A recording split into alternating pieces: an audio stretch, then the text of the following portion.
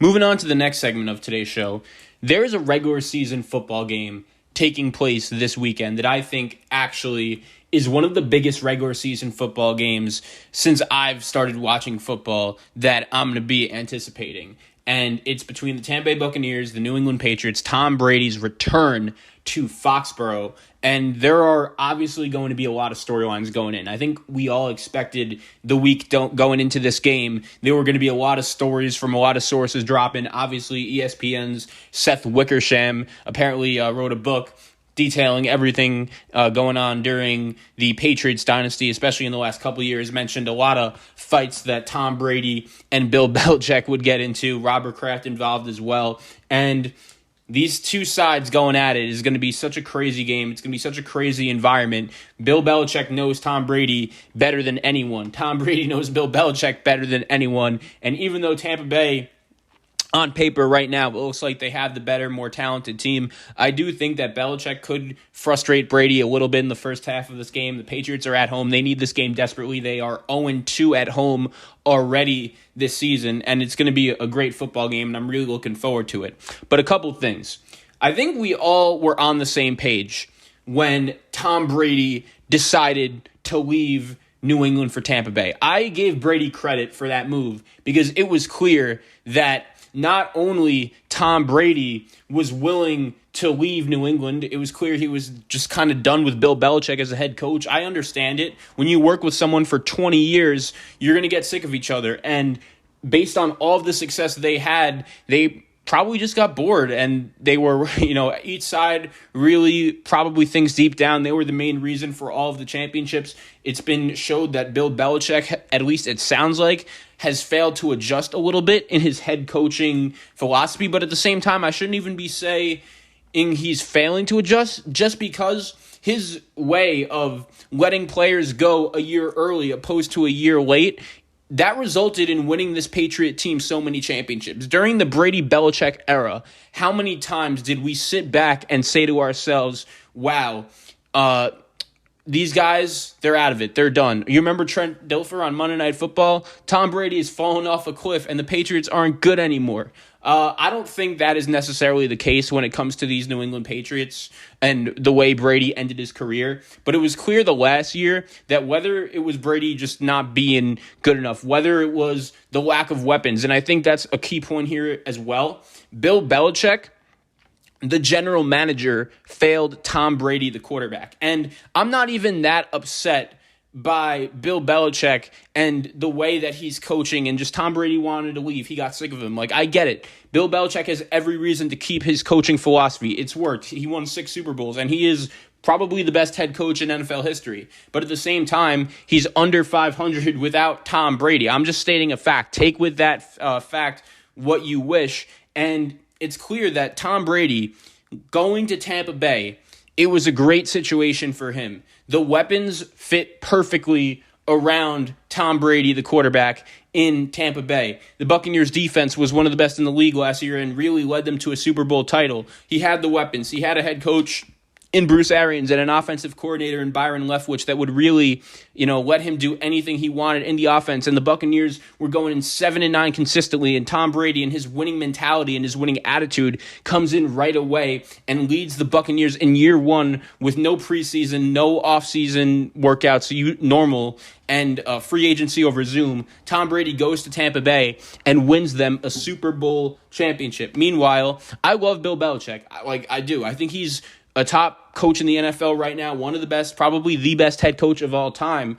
But look at the Patriots right now. What exactly are they doing? They're trying to recreate the wheel with Mac Jones and Jonnu Smith and Hunter Henry and Nelson Aguilar and Kendrick Bourne. I hate to say it, a big narrative for the Patriots going into the offseason was just how much money they spent in free agency and how uncharacteristic that was of Bill Belichick.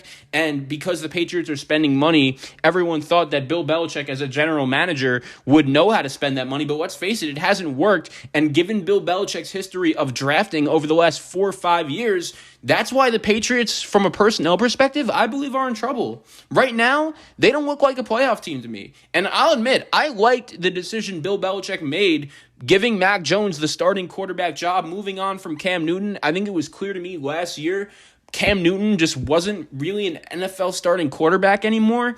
And I really thought if Cam had anything left, he would be able to make it work with Josh McDaniels, with Bill Belichick, some of the greatest offensive minds of all time. And unfortunately, Cam was just, he was done. And Cam Newton was a quarterback who I just didn't think had much football left. He's one of the best running quarterbacks of all time, but injuries, I think, got in his way over the last 2-3 years, and they drafted Mac Jones for a reason. I like Mac Jones. I think that Nick Saban is a coach that knew what exactly to get from him. He knew how to put him in the best situation to succeed, and Bill Belichick is a Nick Saban guy. Everyone believed in the fit with Mac Jones going to New England, and I still think it could work, but at the same time, the only point I'm making is that the Patriots, when we talk about rookie quarterbacks right now and how with the Jets and with the Jaguars and with the Bears, those are the three that come to mind for most, a lot of people will say,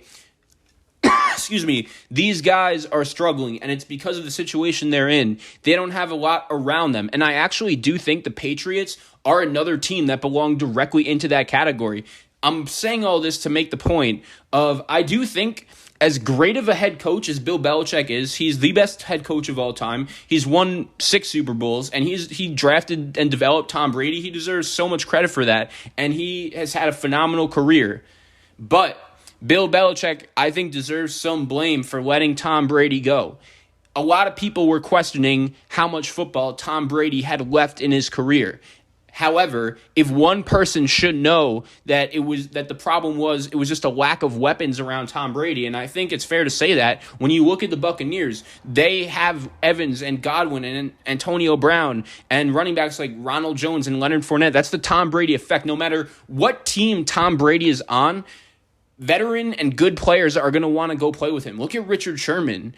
We didn't know for the first couple weeks of the season where he was going to sign. All of a sudden, the Buccaneers have a clear hole in their secondary, and immediately he wants to play with Tom Brady when, let's face it, when Richard Sherman was on the LOB Seahawk teams, that was his biggest rival, the "You Mad Bro" meme. That's a phenomenal meme, and dating back to the Patriot and Seahawk games, and Richard Sherman decides to go to Tampa Bay.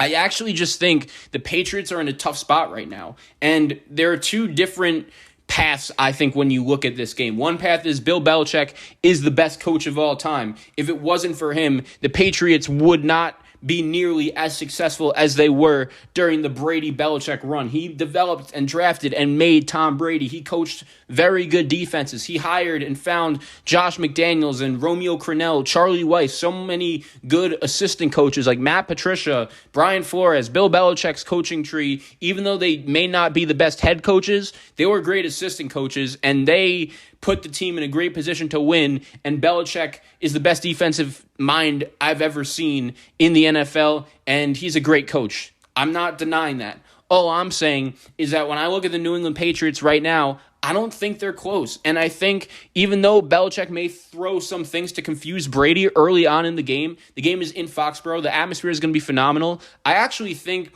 that I wouldn't be shocked if Tom Brady didn't particularly play his best game just because it's going to be such a weird environment for him as an away player. There are going to be plenty of Patriot fans in the stands, not only wearing a Brady Buccaneer jersey, but really rooting for him. It's going to be a weird situation. So I wouldn't be shocked if, while everyone is out here predicting Brady is going to have like 5 touchdowns and 500 yards, I wouldn't be shocked if he has like 1 or 2 touchdowns for like 300. And even with that being said, I still think the Buccaneers should win this game rather easily just because the Patriots looked really bad against the Saints last week. I'm not going to lie. Mac Jones threw 1 touchdown, and the pick 6 he threw was just on a bad bounce. But the Patriots are just spending so much money on their offensive weapons, and still, if I'm looking at their offense from a defensive coordinator's perspective in preparation for a game, like, who is scaring you? You know, Jonnu Smith, Hunter Henry, Nelson Aguilar, Kendrick Bourne. I like Damian Harris, but he's the number one threat on your offense. And even behind a good Patriots offensive line, let's be honest, they've had trouble running the football. Like, the Patriots are supposed to be good in the trenches, and they are, and they still can't win. That's the crazy part. Who would have thought that Jameis Winston of any quarterback would be the one not to fall into any turnovers on a road game in September against a Bill Belichick coach defense? And Tom Brady, I get he didn't play great last week against the Rams, but the Rams, as I mentioned earlier, no one is beating them on that week 3 game. That's how good they were. The Los Angeles Rams are a team going forward that, to be honest, I don't think many teams could have beaten them in that spot in week 3. And I think the Buccaneers, even though their defense is a little bit concerning right now, especially in the secondary, I don't think New England is going to be a team that will be able to take advantage of that. Who scares you as a down-the-field deep threat on the Patriots? I'm still waiting for an answer. It's not Nelson Aguilar. It's not Kendrick Bourne. And the Buccaneers, they're getting Antonio Brown back, Godwin, Evans, even their tight ends. Gronk has looked really good throughout the first couple games. I know he got hurt in week 3. I do expect him to get back rolling. He's going to be fascinated to play in New England. You remember Bill Belichick wanted to trade Rob Gronkowski to the Detroit Lions, and Gronk literally said, if you trade me to the Lions, I will retire. Belichick probably thought it was time to get rid of Gronk, and it really does show Robert Kraft in the situation as well. I've always been really fascinated by the Jimmy Garoppolo saga and everything that went down there. Clearly, Tom Brady wasn't happy that Jimmy G got drafted in the first place, but that was Bill Belichick. He was sending a message that, okay, we're going to develop Jimmy G in the system for a couple of years, and eventually, sooner rather than later, it's going to be Tom Brady's time to go. But Brady obviously wasn't happy about that, and Robert Kraft had no problem letting Jimmy G go in a trade to the San Francisco 49ers, and Belichick probably felt a little bit upset about that. He must have really thought Jimmy G was going to be a good option to be the franchise quarterback going forward. And Tom Brady is just such a specimen. He's such an outlier. He's a guy that is getting better with age, and no one could have expected Tom Brady at age 44 to still be one of the best quarterbacks in the league. But Bill Belichick, if anyone, once again, should have known that Tom Brady still had plenty of football left, and that him as the general manager really did fail the New England Patriots. He really hasn't hit a draft pick since Joe Tooney in the 2017 NFL draft. He took N'Keal Harry over guys like Metcalf and Deebo Samuel, A.J. Brown, Terry McLaurin. The Cam Newton signing didn't work out. There have been plenty of things that Belichick has done as a GM that, quite frankly, didn't get the job done for the New England Patriots. And they both deserve credit. 6 Super Bowl rings. It was such a great run. But I'd find it interesting that sometimes we just look at Bill Belichick and say he's the best coach of all time, which he is.